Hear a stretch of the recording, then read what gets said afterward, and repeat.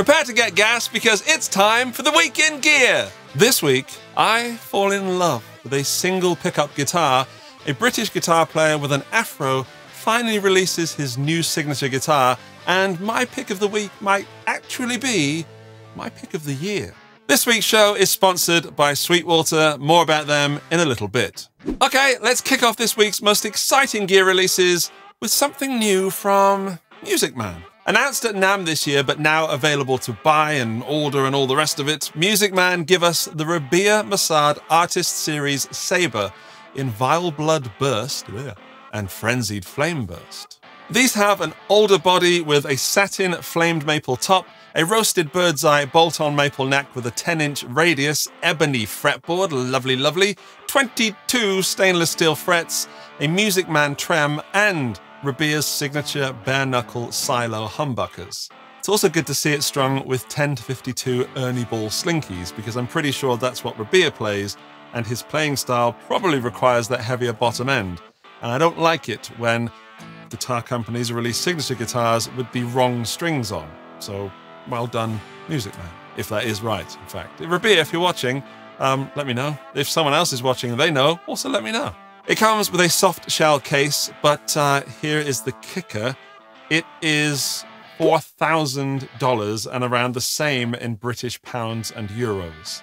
Now, there is no denying that this is a guitar with a fantastic spec, and the Music Man Sabres are around this price normally.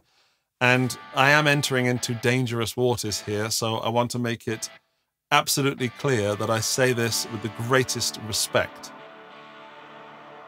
I'm not sure if Rabea has the star power to sell a $4,000 guitar, because Tom DeLonge barely has the star power to sell a $1,300 guitar.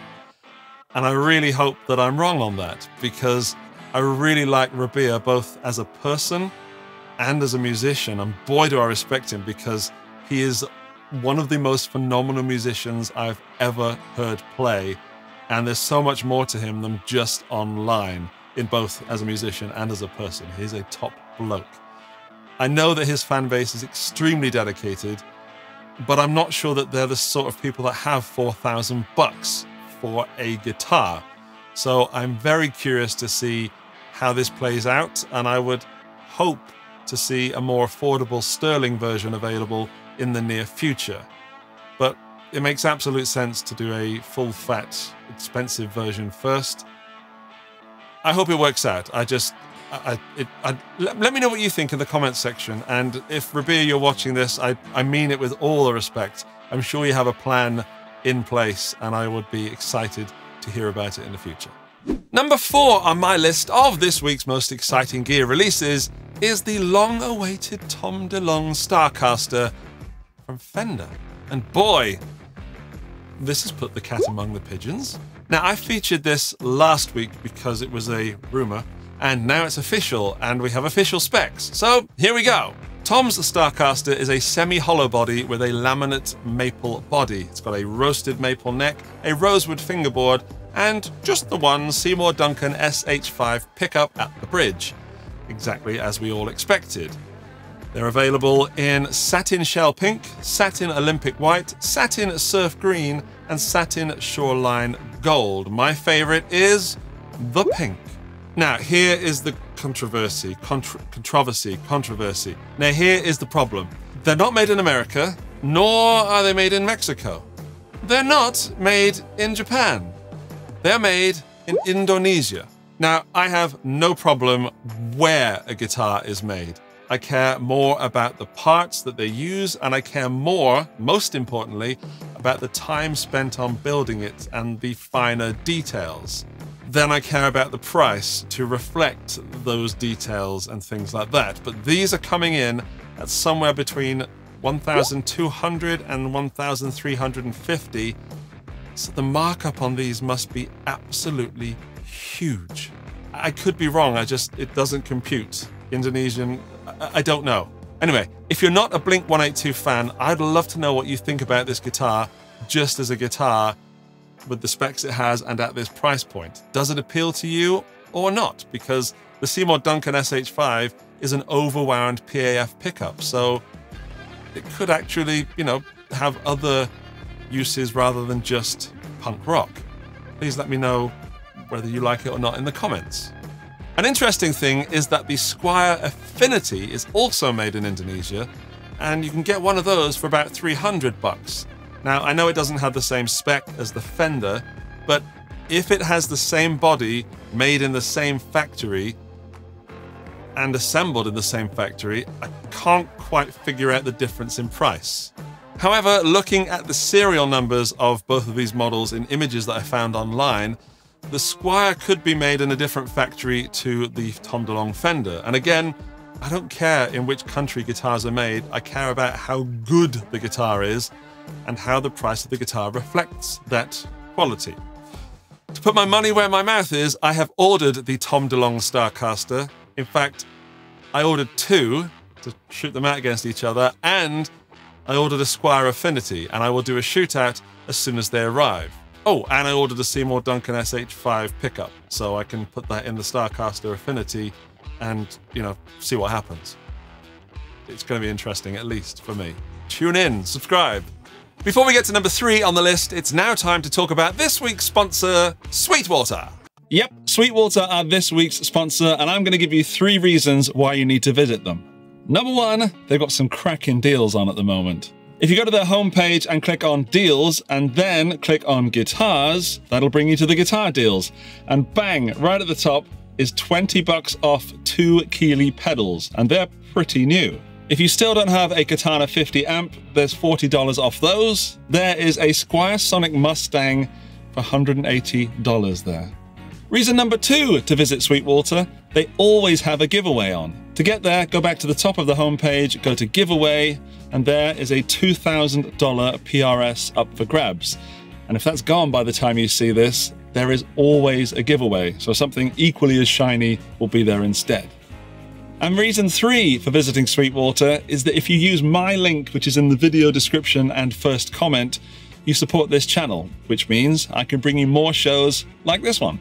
And as a bonus reason, don't forget the Sweetwater 55-point inspection checklist. Sweetwater, thank you for sponsoring the Week in Gear. Now on with the show. Now, this is the part where I say, if you're enjoying this weekly show, consider that subscribe button, dear friend, and also thumbs up, so that more people get to see this show in the future, and we can grow together.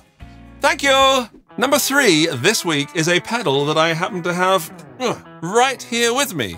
The White Whale version 2 from Crazy Tube Circuits. This is an all-analog, real spring, multi-reverb and multi-tremolo. Think Fender amp or Strymon Flint, but in an analog pedal with a spring in it. I reviewed this very recently. There is the card just up there you can watch, and wow, blew me away. The sound is inspiring, beautiful. It is easy to tame and get some nice laid-back, chilled-out tones, or it can be absolutely helicopteringly, choppingly wild. It's got mono in and out. It's got a TRS socket for a remote switch, so you can stick it in your effects loop of your amp. That amp doesn't have one, and then control the pedal from your pedal board. There's also expression pedal control for the reverb and trem, or you can do tap tempo on the trem, which I think is brilliant. There are 3 reverbs, short, medium, and long, and there are 3 trems, tube, opto, and harmonic. And most importantly, well, not most importantly, but very importantly, it has a volume knob on the tremolo and a volume knob on the reverb. And tremolo pedals without volume knobs annoy me because you get that little dip in volume, so you can fully control it on the White Whale version 2. But if you want sounds and my full opinion, that's what the full review video is for, and either the card is still up there or you can find it on my channel somewhere. I also think it's well priced, and by that I don't mean cheap. It is 349 euros when I last checked.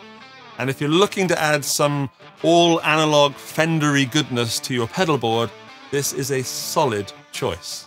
Crazy Tube Circuits are going from strength to strength with every release, and they really are a brand to watch out for. They've got an amazing roster of pedals, and I always look forward to seeing what they come up with next.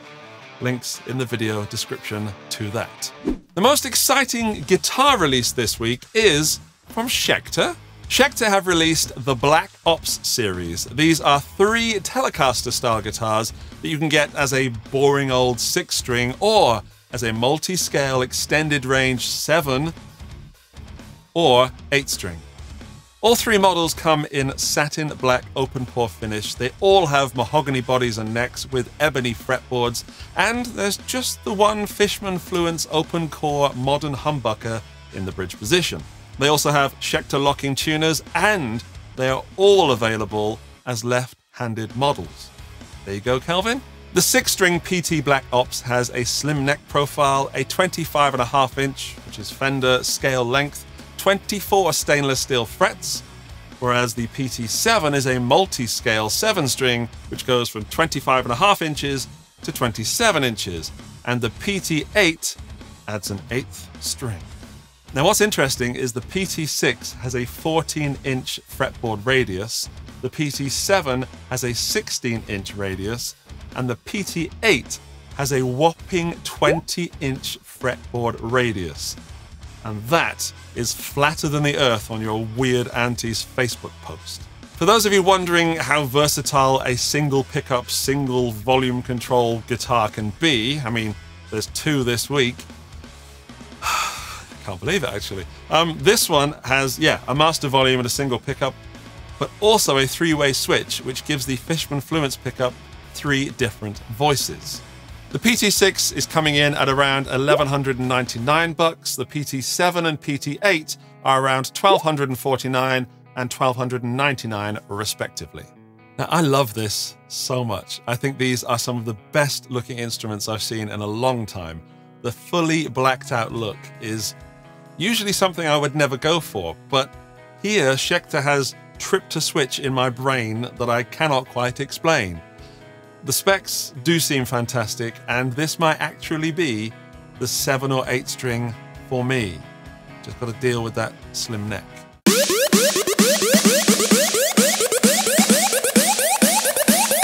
Andy's Pick of the Week! Some of my picks of the week are a little predictable, but this week I don't think anyone would guess this.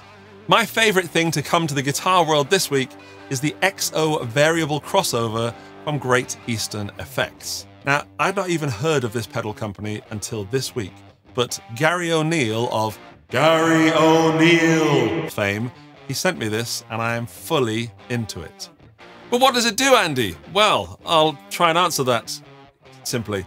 It is a frequency splitter, which means you can send your guitar or bass signal high frequencies to something, and then the low frequencies to something else. So, like the high frequencies to a reverb pedal, and then the low frequencies to a fuzz pedal. And never the twain shall meet. And this opens up a whole world of creative possibilities. If you've ever used a PA system that has a crossover and sends the low frequencies to a sub and the rest to a top, it's that, but for guitar and bass pedals. You can adjust the crossover frequency and mix in a dry blend and adjust the return balance. And if there's nothing plugged into the effects loops, it can also act as a tilt EQ. The pedal is £229 in the UK, and I really dig this. I've never seen anything like it. I'm fully into it. And this is for the player that has a huge collection of drives and fuzzes and reverbs and too many delays to deal with, and wants to find a new creative way of playing with their pedals. And I think it could be the main brain of certain musicians' pedal boards, and I absolutely love it.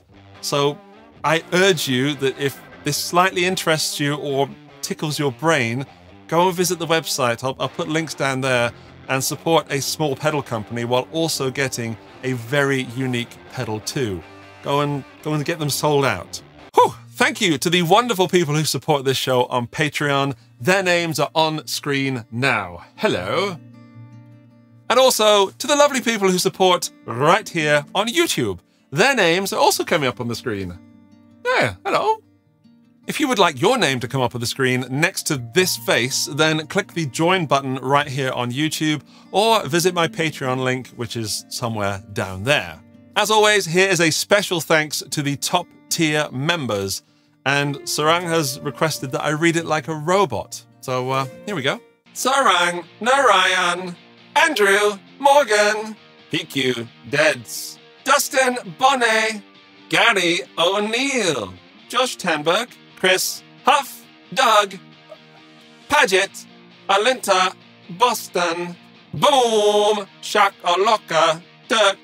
This prank is officially sponsored by Jason Welch, Basil, Michael, Lerner, Buddha, Blue, Hugh, G, Rection, Ha Ha, Ha Ha, Ha Ha, Pops Place, April, Kurtz, Johnny McBadminton. That was the weirdest one yet. That was probably rubbish and really hard to do, but I hope you enjoyed it. Thank you, top tier members. You make my back muscles strong. Don't forget to check out the giveaway at Sweetwater using my link in the first comment. Go to the subscribe button, smash that verily. And if you don't agree with me, comment your pick of the week down below and I will see you in the next one. Toodaloo!